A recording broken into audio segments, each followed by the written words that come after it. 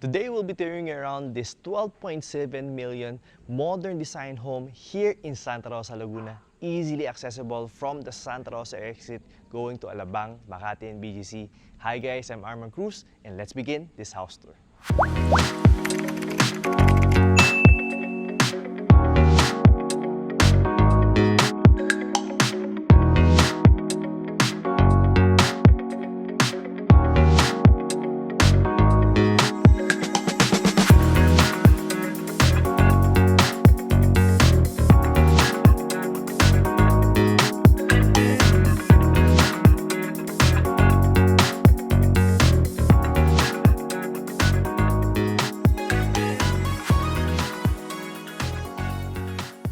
For the house specifications of this house sits in a lot area of 150 square meters with a floor area of 190 square meters. It has 4 bedrooms, 3 toilet and bath, and meron po siyang carport na kasyang-kasya po ang dalawang kotse. In fact, sinukat po siya sa dalawang pickup and dalawang SUVs. Let's begin with the external tour of the property, beginning with our carport. So, kitang-kita naman po na kasya po yung dalawang big size or good size SUVs natin. Napakalawag po na. And as you can see, it's already tiled and also already naka-ready na siya. It's very well designed and maganda po. And even yung ceiling po natin, naka-WPC po siya. You have 4 lights dito na LED, which gives you enough lighting dito sa ating garage. And if you plan to do a little bit of work or siguro tumambay ka dito sa labas ng garahe, pwedeng-pwede. Now, right beside our garage or our carport would be yung small pocket garden natin dito sa left. It's actually designed, I really like how the geometry or yung geometrical figures po na nakalagay dito or yung garden natin.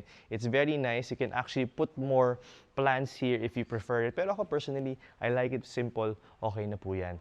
Now, right on the other side, let's explore the service area. So, coming from your carport, pagpasok po natin dito will be our lanay.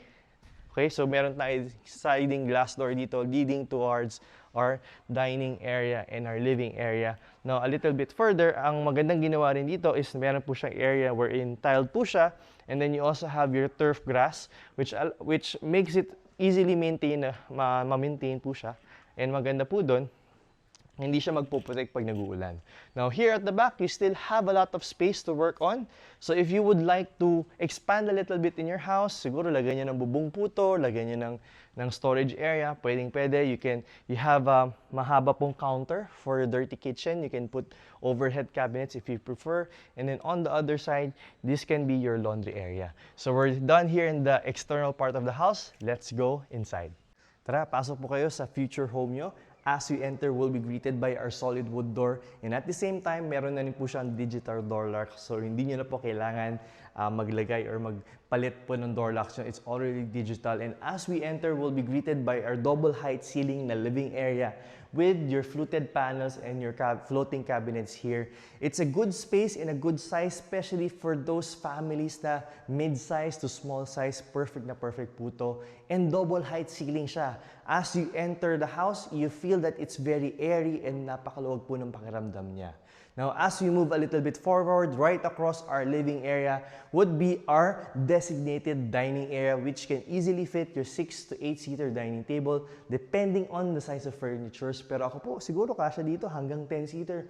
Basta pwede niyong pagkasyahin. And you can even place some cabinets all over here dito sa ating dining area. Now, right beside our dining area would be our kitchen. Our kitchen has a granite countertop. Meron din tayong breakfast nook dito. Pwede tayong maglagay ng high chairs. You already have your accent lights all over. Ang maganda dito, it's already well designed. So, if you're the type who likes to design the house, depending on the choices of your furniture, mapapangilan nyo pa siya lalo.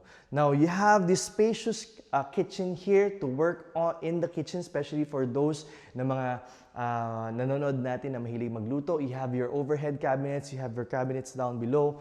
You have a big sink here na meron po siyang dish drain and meron tayong faucet dito na may hose. Now, right beside our kitchen area would be the first bedroom of the house. So take note, yung mga bedrooms po dito, this is actually spacious as compared to doon sa mga kapresyo po niya.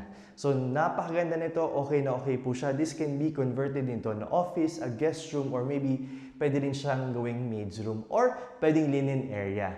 So Dito rin po sa ating ground floor, you have the access going to the back part of the house, which is the service area na kanina pinakita natin.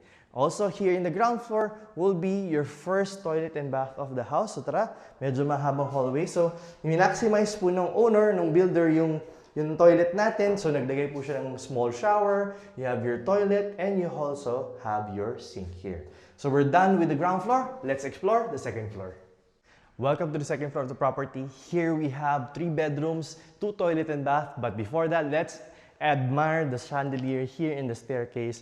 And meron din po siyang fluted panels. And you also have this wood-like design na mga slats which adds to effect of the whole second floor. Now here, let's first tour the first bedroom right here on the right side. This is almost the same size as the bedroom downstairs. Very spacious, kasya po yung queen size or double bed po natin. Kasya rin po ang isang good size cabinet. Meron na rin po tayong provision for our window type aircon. Now right beside this is the common toilet and bath to be shared by the 2 rooms here in the second floor. So you have just a right size toilet and bath with your tiles all the way up. You have your sink, you have your toilet, and you also have your shower. Now right beside this is the second bedroom of the second floor. It's smaller in size as compared to the first one, but this one is square. Yung nauna po, rectangular po siya, ganun pa rin. You have your window type aircon na provision. By the way, nakalimutan kong bagitin, if you notice sa video, yung mga bintana natin, it's already tinted. So it's one way. So sa labas po, hindi kayo nakikita, pero kayo lang po nakikita from the inside. So you have your 60 by 60 tiles. Kasya po dito siguro single bed and cabinet. Now, let's go to the master's bedroom. So, the master's bedroom po dito, maganda po yung size niya. Maluwag po siya. Kasyang-kasya po ang ating king size or queen size bed. So, tara, pasukin natin. So, as we enter the master's bedroom, it's a good space. You have your, siguro dito po natin pwedeng ilagay yung cabinet area natin. And this is our sleeping area with your fluted panels and your accent background for your TV and your floating cabinets. Dito rin sa master's bedroom, if you notice, yung kaninang dalawang kwarto, wala siyang WPC na installation dito sa ating ceiling. But this though, meron po siyang cove lighting, meron po siyang LED lights, and meron po siyang center light. Now, dito rin po sa ating master's bedroom would be, meron din po tayong sariling ensuite or ensuite toilet and bath. So, as you can see, yung toilet and bath natin, we have a smart toilet for our master's toilet and bath. And you have your heated shower. And then you also have your sink with your granite countertop and a cabinet down below. And also, here in the master's bedroom would be your balcony. So tara, pasok dito. Ang maganda dito sa Villa Toledo, this is actually one of the villages here sa Santa Rosa na very well known. Okay? In fact, ano siya, very strict. RFID access po yung village natin. At the same time, it's a very small community lang. So, yun na po. Thank you for watching our house tour for today. If you would like to get more details about this property and get the computations, you can contact us in our contact details posted on the screen. We also have our social media accounts. We have our Instagram and our LinkedIn account. Now, if you're still looking around and you just like to get updated with the latest properties that we're selling or we're about to list in the market, you can join our Viber community. The link is on the description. Once again, this is Arman Cruz, and I hope to see you soon in my next house tours. Bye, guys!